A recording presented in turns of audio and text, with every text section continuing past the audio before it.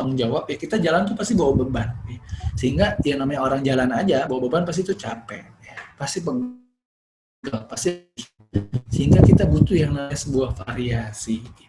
Kita butuh yang namanya sebuah variatif ya, sebuah inovasi-inovasi baru agar kemudian apa? Ya, kita nggak merasakan kejenuhan dalam menjaga produktivitas kita. Ya.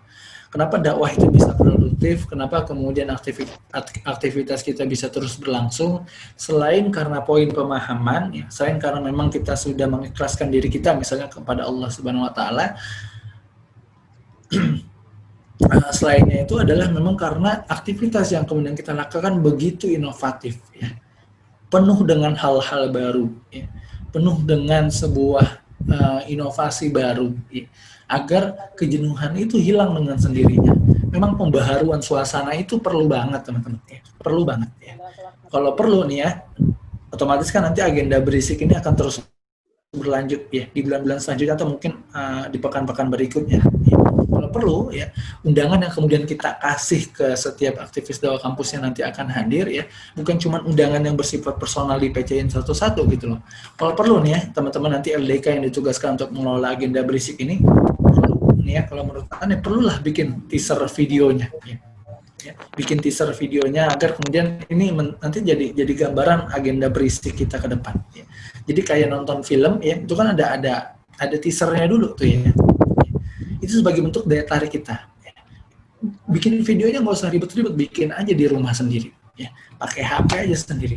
Yang penting apa? Ada inovasi, ada karya baru, ada suatu hal yang membuat kejenuhan kita hilang. Ya. Dengan segala bentuk media yang hari ini kita punya, Anda pikir itu sudah sangat cukup ya untuk kemudian terus memunculkan inovasi kita yang baru. Ya. Tinggal kemudian kita mau mengeksplornya atau enggak. Ya. Kita mau kemudian mau coba atau enggak nih ya inovasi-inovasi yang baru ini. Ya. Anda pikir di otak teman-teman juga udah banyak pas ide dan gagasan-gagasan yang baru.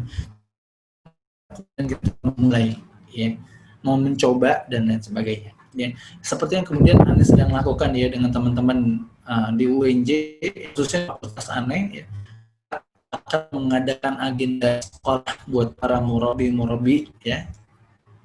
Itu tuh kita bikin sebuah teaser video, selayaknya kemudian sebuah film ada teasernya. Ya.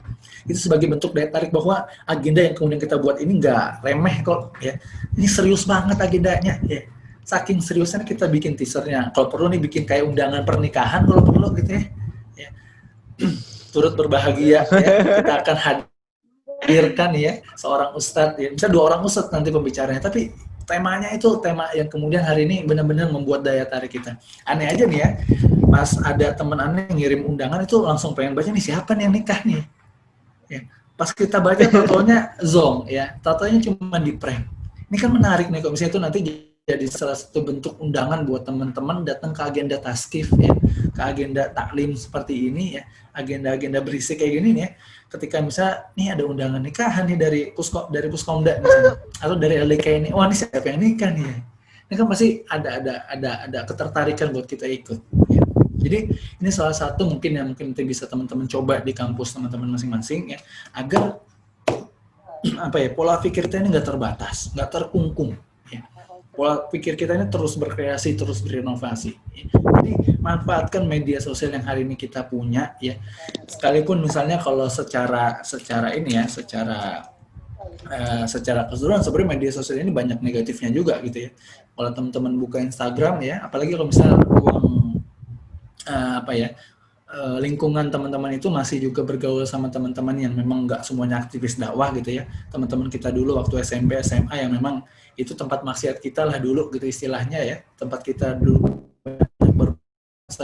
kita masih berteman dengan mereka. Kalau ngeliat explore di Instagram ataupun Twitter, pasti yang muncul tuh yang nggak baik juga di HP kita. Ya. Tapi coba kita manfaatkan lah. Gimana caranya kemudian mengoptimalkan yang nggak buruk, yang nggak baik tadi jadi suatu hal yang positif. Jadi satu hal yang bermanfaat yang kemudian menjadi daya tarik bagi setiap kader dakwah kita saat ini. Kalau perlu seperti itu, kenapa enggak? Ya. Asalkan tadi niatnya hanya untuk kemudian memberikan sebuah inovasi baru, variasi, ya, dan kejenuhan dan juga kebosanan ini hilang. Ya. Dan coba teman-teman search lagi ya, searching lagi, cari-cari lagu apa lagu secara online. Ya. buat jadi inovasi buat agenda lembaga keuangan kita. Hingga kemudian kita perlu bereksplor. Kemudian kita batasi diri kita saat ini. Karena geraknya udah dibatasin. Kalau kita ngebatasin diri kita juga, ya maka kita nggak bakal ngelakuin apa-apa nanti. Jadi itu yang kemudian menjadi poin penting kita ke depan. Dan terakhir ya, terakhir adalah mari kita tetap berdoa kepada Allah ya, yang kemudian menjadi salah satu hal yang penting menjaga kebosanan dan juga kejenuhan yang hari ini kita alami ya. Tentunya yang namanya iman saja naik turun gitu ya, apalagi hati ya, mudah banget buat Allah bolak-balikan ya.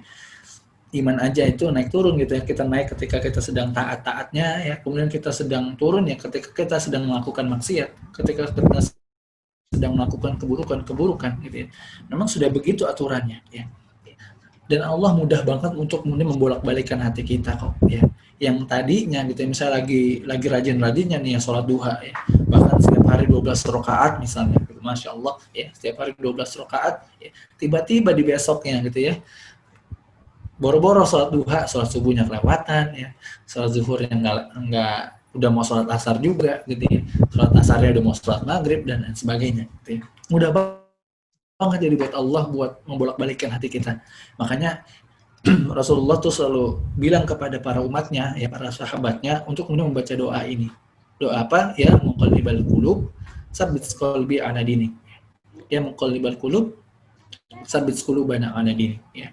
Jadi kita doa kepada Allah, ya Allah yang maha membolak-balikkan hati, ya, yang maha membolak-balikkan iman kita saat ini, ya, yang maha mengatur segala bentuk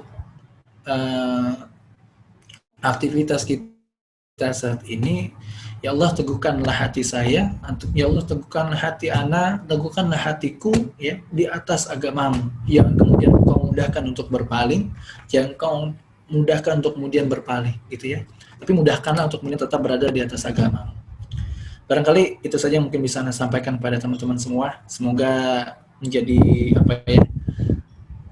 Mungkin manfaatnya sedikit lah ya, tapi semoga menjadi penyemangat saja, menjadi nasihat buat kita bersama, bukan cuma hanya untuk antum, tapi ini juga buat Anda pribadi, jujur gitu ya. Kalau bukan karena agenda-agenda demikian, barangkali Anda juga hari ini sedang berada dalam kemalasan ya. Tapi karena kemudian banyaknya agenda-agenda seperti ini, alhamdulillah ya, produktivitas kita tetap terjaga, keimanan kita tetap terjaga ya, agenda-agenda kita tetap terisi dengan hal-hal yang bermanfaat.